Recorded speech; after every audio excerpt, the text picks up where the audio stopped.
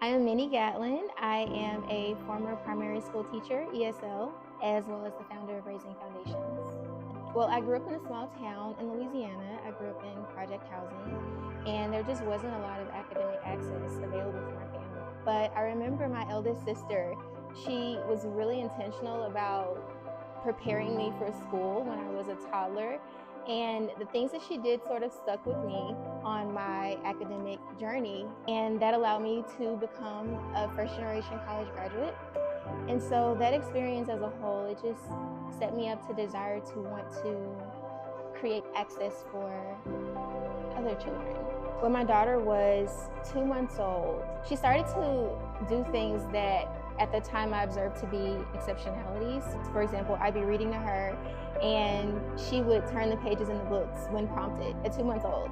And she would lock in and engage and interact with these stories with me, amongst other things. But over time, I realized that they were not only exceptionalities, but they were also her mind's natural response to specific stimuli. It's pretty well known that between the ages of 0 to 3, 85% of the brain is formed. So this is a period of her life when rapid neurological connections are being made. And so some of the things that I was doing to cultivate that, harnessing the powers of language and sensory connections, it essentially unlocked her learning potential in her infancy.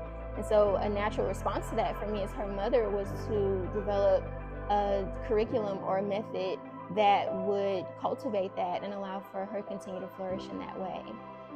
Parents don't know what they don't know. And then there's life, there's moving around, there's a lot of different things that are happening. And there's also a healthy foundation of language and stories that needs to be laid for babies and small children before, for example, the first letter sound is even introduced. So that school readiness gap being closed and parents understanding what their roles are and the power that they have to partner with their children, that's at the core of the gap that's in the educational system. I think incorporating our core values into my daughter's life essentially makes her the result of intentional brain architecture. She's almost 4.5 years old, and she is an independent, critically thinking world builder. She's been reading since the age of 2. She's emotionally intelligent. She's confident. I think the most important thing about this is that she enjoys her mind.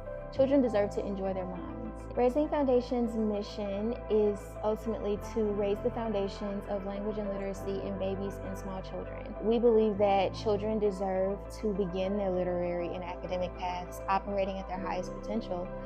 I envision children who have access to their minds, access to their creative potential, access to everything that they could possibly do with better mental health, better academic understanding, better behavioral patterns.